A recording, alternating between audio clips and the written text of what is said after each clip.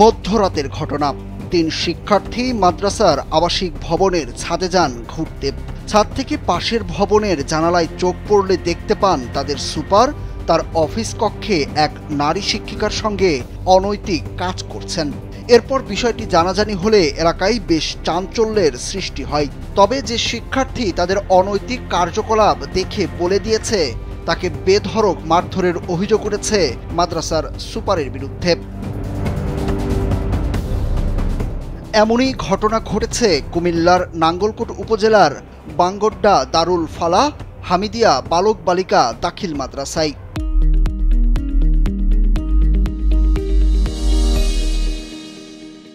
শিক্ষিকার সঙ্গে অনৈতিক কাজে জড়ানোর অভিযোগ ওঠা মাদ্রাসা সুপারের নাম মাওলানা শাহ মোহাম্মদ নিজামউদ্দিন হামিদি। সুপারের অপকর্ম দেখে ফেলা বেধড়ক মারধরের শিকার 8ম শ্রেণীর শিক্ষার্থীর নাম ফয়সাল মাহমুদ।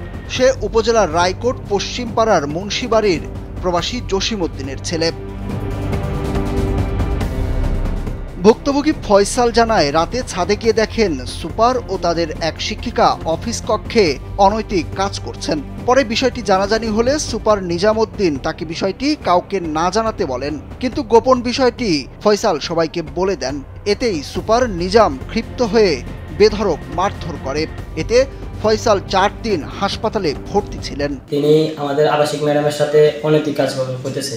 তারপর আমি সাথে সাথে ওই জিনিসটা আমার আবাসিক শিক্ষক জানিয়ে দিই। জানানোর পর আবাসিক শিক্ষক বলছে এটা যেন কেউ যেন না জানে।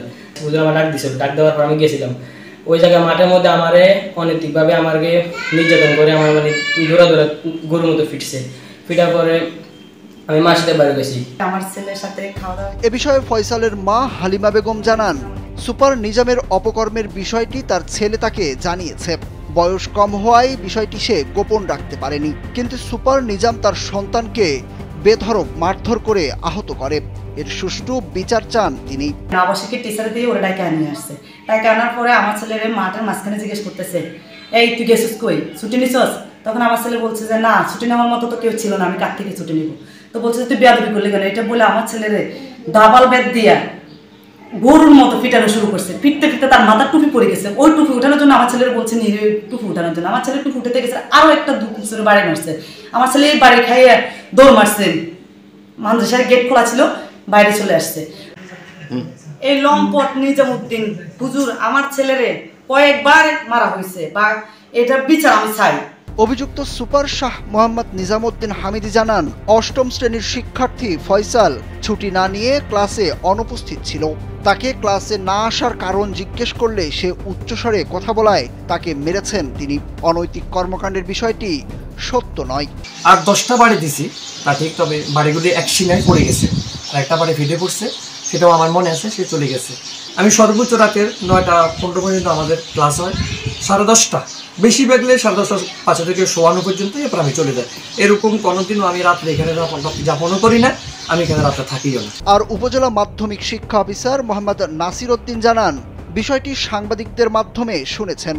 পরিবারের পক্ষ থেকে অভিযোগ পেলে তদন্ত সাপেক্ষে ব্যবস্থা নেওয়ার আশ্বাস দিয়েছেন তিনি। যারা ভিকটিম তারাও কেউ জানাইলো না, এলাকার কোনো মানুষ জানাইলো না, জানলাম তো মাত্র আপনার কাছ থেকে, তাই না?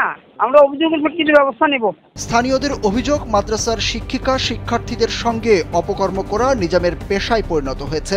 নিজাম স্থানীয় হওয়ায় তার বিরুদ্ধে কেউ প্রতিবাদ করার সাহস পায় না। নিজামের লাগামহীন অনৈতিক কাজে দিশেহারা অভিভাবকরাও। সুরুজ আহমেদ, কালবেলা।